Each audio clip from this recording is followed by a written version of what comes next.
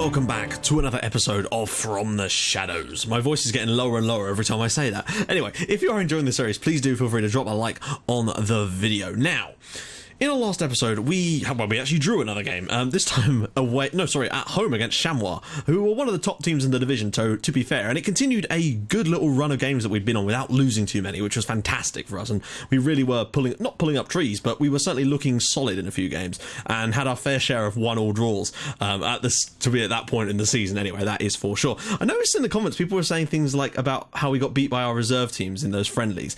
Yeah, that's like, if you actually look at the squads for the games, half the players in our reserve teams were our first team players because I'd set them available. What I do is I play games against the under-19s and reserve team games so that we can basically play like 22 players at once and then switch them all around and everyone gets match fitness back. It's quite a useful way of doing it, I find. And it certainly seemed to work initially anyway. I used to do it a lot when I was in Kazakhstan, basically because we could barely play friendlies against anyone other than one team, basically. So we had to play a lot of games against our reserves and youth teams, basically. So that's what I do, and it seems to work quite nicely. So it's useful, it's worth doing. But obviously when you first start out, everyone's got poor match fitness, so if you set them available, half the time your first team ends up playing for the reserve team and vice versa.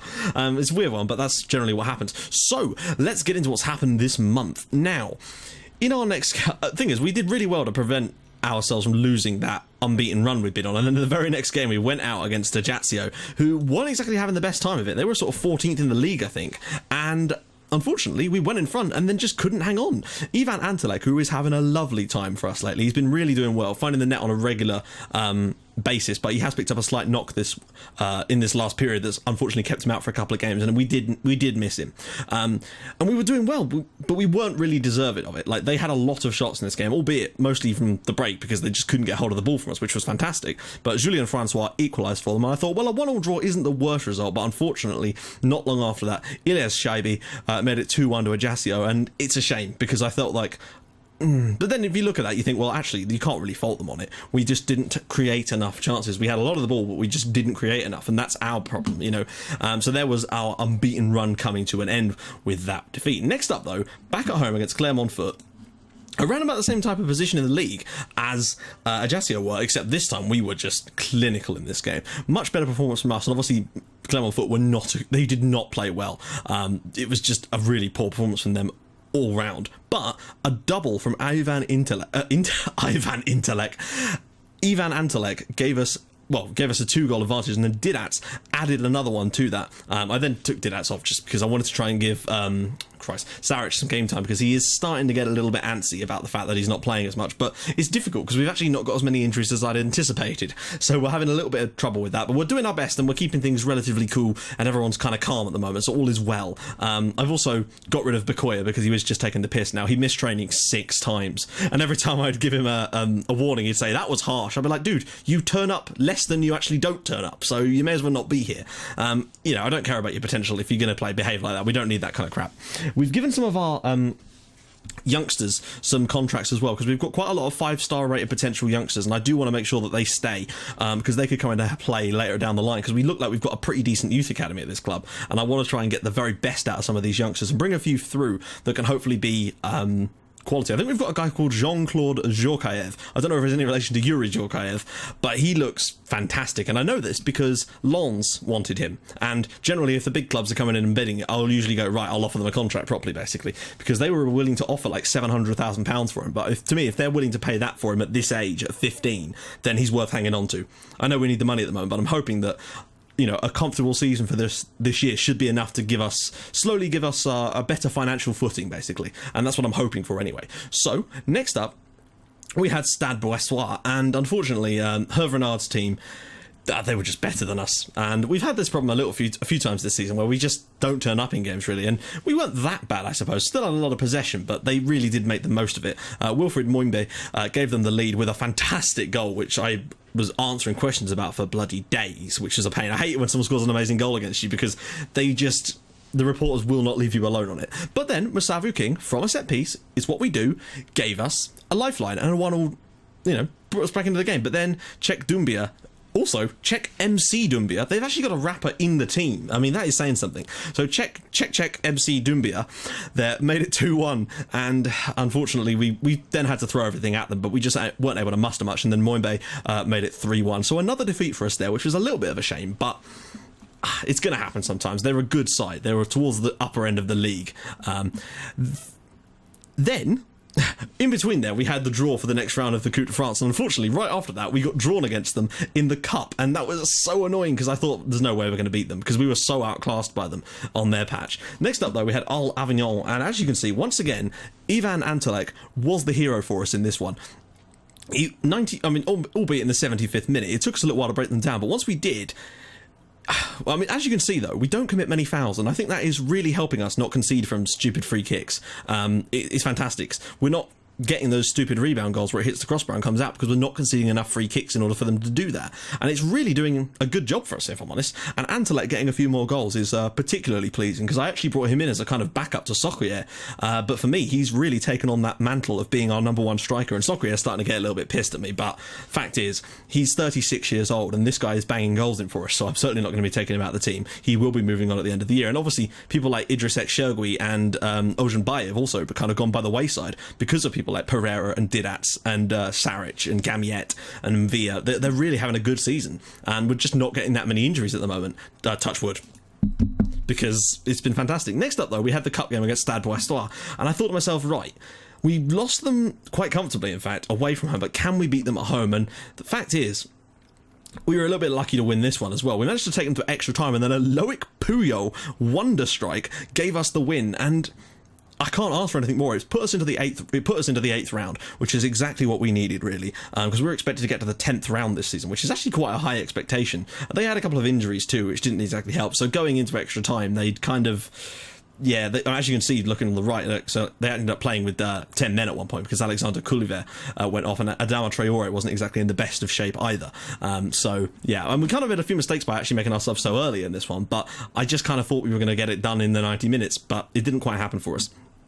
Next up, again, we went away to Stade Lavallois, and we weren't good enough again. That being said, they weren't particularly great either, and it was Maxime Bourgeois, which is a fantastic name, with a particularly bourgeois penalty that won the game for them, and that was really all she wrote in this one. It was a pretty dull affair. I think there was only one highlight, and that was the concession of the penalty and then the scoring of the penalty. So yeah, that was pretty much all there is to say about that one. A poor defeat again, but our away form does need to step it up a little bit. If you look at some of our recent away games, I'm trying to think of the last time we won an away match. It was that 3-1 against Nantes. So we do need to sort of get our act together away from home.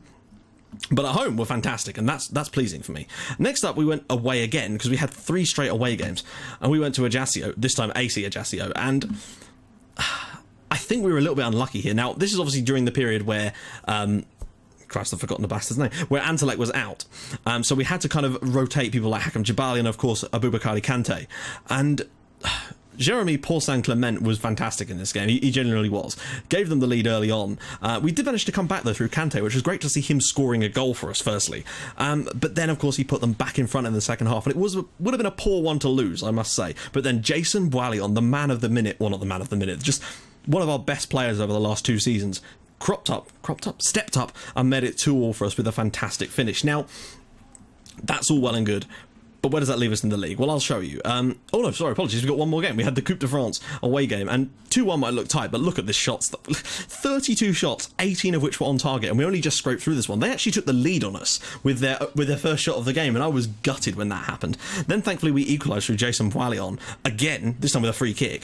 But Ousmane Diaby's own goal gave us the lead just before half-time, and in the second half, we really did batter them, particularly when they went down to 10 men, but we just couldn't find a third goal. It was really, really strange. But the point is, we've got through, and I don't know if we've been drawn in the next. I think we have, actually. Yeah, we have. We're going to be playing against Vendée Luchon, who, of course, have been relegated down to the 4th tier. So, 2nd tier against 4th tier. We are at home as well, so that should see us nicely into the 10th round to complete our objectives. I was really gutted, though, when we drew Stade Brestois in the 7th round. There were still about 80 non-league teams that we could have been drawn against, and we got drawn against a team from the same league as ourselves. Gutting, but thankfully we managed to squeak through that, and we've managed to get some more favourable ties since. So, let's take a quick gander at the squad. Top goal scorer at the moment is Ivan Antelek with 9 in 16, so roughly around about 2 and 1, which is 1 in 2, which is not bad. It's kind of what I'm looking for at the moment. Didats And then you've got Quinton Pereira, Boilion, Saric, a lot of people on 2, basically. As for assists, Quinton Pereira is right up there as well, which is pleasing. And again, a lot of people sharing. No one's really standing out for that. Player of the match is a relatively similar story. As for average rating, Boilion is still, well, not head and shoulders. He's definitely doing well, though. And Kante's done well when he's come in as well, which is pleasing. I've said well too many times there. Average rating? Key aerial challenges, Loic Puyo was 60, of course. Key passes, 62 for Quinton Pereira. I'll be interested to see how that matches up to the rest of the league. Key tackles, 7 for Medellin. Still my lover. Interceptions, Loic Puyo, of course, and value is Didac at 1.2 million. Let me just quickly see how we're doing on the key pass stats compared to the other teams. Well, there you go. Quinton Pereira has made the most key passes in the entire league with 50, and you'll notice as well that Jason Boilion has covered more ground than any other player. In fact, not only that, by like a massive amount, by like 20 kilometres, which is crazy. And averages the most over the 90 minutes along with Mvia, so those two get about a bit. Just as well they've got decent stamina, shall we say. Right, let's get into this then. Away at home to Metz, and just to give you an idea, let me just show you the league again. Apologies, we didn't really do much on that. Yeah, Metz have not won a game yet this season. They are 17 games in and have yet to win. They've admittedly drawn 7 games, but they've yet to find a victory. They are going to get relegated at this rate, and that is a crazy thing because they were in the top flight last year. As you can see, we're 9th in the league, but it is so unbelievably tight. So we could fall technically down as far as 13th today, or climb up as high as 5th. So it is all very, very, very tight down there. In fact, it's pretty much from Nantes downward. 9 points separate 2nd and 15th. It's crazy to be at the halfway stage nearly and have that kind of situation. Nobody's really pulling away apart from Lorient, who even they've had a few little stumbling blocks. They're not quite dominating as much as they were to start with. Jordan Ayew's sort of gone off the boil. I wonder if he's picked up an injury. But they're quite low on the injury charts too, and we are right at the bottom with not a single serious injury in our first team squad, and that is a pleasant thing to say. Now, let's jump straight in, because to me, if we don't win this one, I'll be very disappointed. They've not won a single game all season, and they're going 3 up top. Are you joking? I can only see this being a good thing for us, really. But they're obviously trying their hardest. Let's just see who we've got available. Antelek is... what's his match fitness like? It's not brilliant, but look at that. He's now 4.5 stars. He's 4.5 stars, guys. You can't fault that. We really haven't put... Boilion's filled his circle. Everyone's really taken a step up for us this year, and that is so damn pleasing. We don't need 2 centre-backs on the bench, so I'm going to put on the bench... Ex-Shergoy's not quite got fit yet. He keeps picking up niggly injuries. It's a pain. I'm going to go with... Yeah, we'll get Oban on, and we'll keep Dominic Gape on, because, well, I just want to try and give him some game time. He looks to me like he's got a lot of potential, and he's really growing already. So I want to make sure that he gets as much game time as we can give him. Right, let's do this. We're the home team. Well, obviously, we should be the favourites. There we go. We are the favourites. I'd like a win here. I really would. This, to me, should be a win.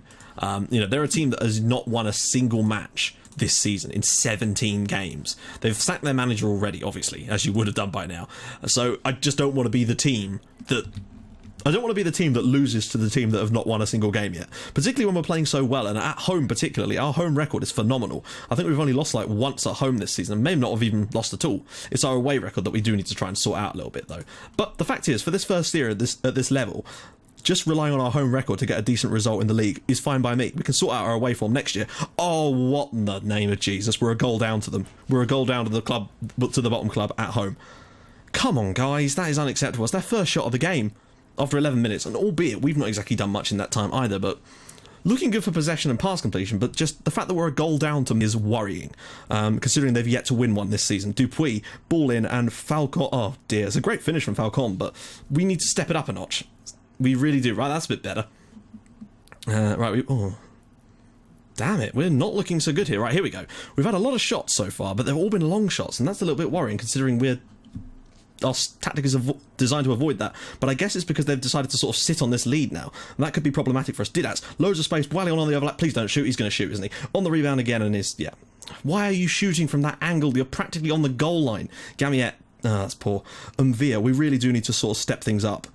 Because at the moment it is not happening for us. We may have to go attacking in the second half. I can't believe we're losing here.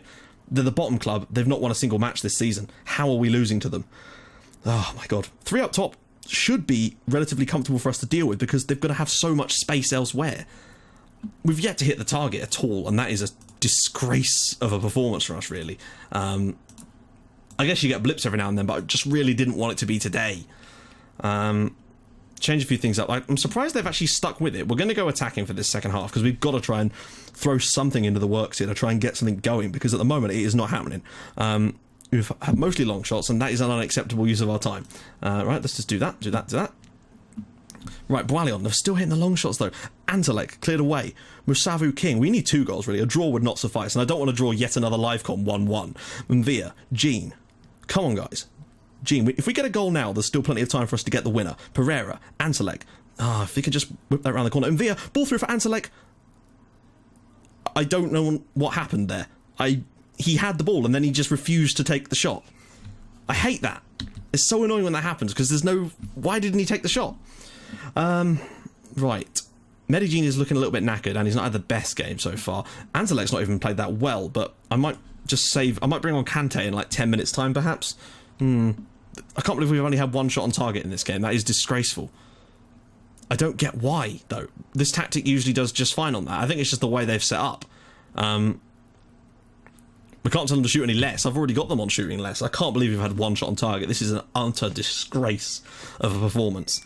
I guess you get them sometimes, but I'm just disappointed to have it happen today against the team that are fucking bottom of the league. Right. I hate when that happens. Like, FM seems to do that sometimes, when you come up against the team that are completely useless and then they'll just beat you. I mean, we've been terrible today in front of goal. I don't know what's up with this crap. We just can't... We couldn't hit the target for love nor money at the moment. Come on, guys. Push forward. At least get a draw. I might have to go overload. Like, at least they've hit the target, albeit they've not really threatened much since their actual chance. We've actually had some half chances, and they're mostly shooting from range as well. But the fact that we've not had a single opportunity... Oh, hang on. When did we have a clear-cut chance? Of course, Antelek's opportunity. I'm utterly just perplexed by how bad we've been in this match. This was a sitter of a 3-pointer. I can't believe we've lost this. We haven't deserved... Well, I mean, we've still probably been the better team overall, but just what are we playing at today? That's a shocker of a performance, and I apologise for the fact you've had to sit and watch that. That is a shitter of a performance against the bottom club who've not won a single match all season. Unbelievable. Oh, God. I mean, seriously, Jesus. I don't even know what to say after that. Hit the fucking target once in a while? I don't know what more I can have done to make them hit the target more. Look, we literally have every single player on shoot less. We're on lower tempo. Apart from going on much lower tempo. In fact, we may even be on that. I don't think we are, though. I don't know how... I guess you just sometimes have bad games like that. But I've done everything I can to encourage them not to shoot from range, and yet you sometimes get these weird games where they just do it anyway. And it's really quite frustrating. But there we go, guys. So, we've got 1 more game left before the sort of break, so to speak, and trying to think what the next best game to do. It'd probably be best to do the Dijon game as the next fixture coming up, because that could be quite an interesting one, sort of mid-table clash, I'm guessing, since we're probably going to slide into mid-table when that's coming. Apologies for getting a little bit angry there. That's just one of those things that really fucks me off, where they're the bottom club, and they've not won a single game all season, and yet magically they're able to win you. I mean, we just weren't good enough in that game. We just weren't good enough. Anyway, so, yeah, we'll do the Dijon game for the next one. Obviously, we've got a cup game in between, which I think we'll probably be able to win. We've obviously got a few we've got a friendly in time there, because, of course, the winter break seems a little bit small at this time. I don't think there really is much of a winter break this time around. Well, a little bit there. We might arrange a friendly or 2 in that time. I don't know. Anyway, guys, if you like what you're seeing, please do drop a like on the video. And if you'd like to even more than that, then please subscribe to my channel for more Outcaster icons and, of course, From the Shadows in your inbox every single day at 5:30 and 8 o'clock. And I will see you guys in the next episode for the home game against Dijon, where I hope to God we can do better than this. Jesus. I'll see you guys soon. Bye-bye.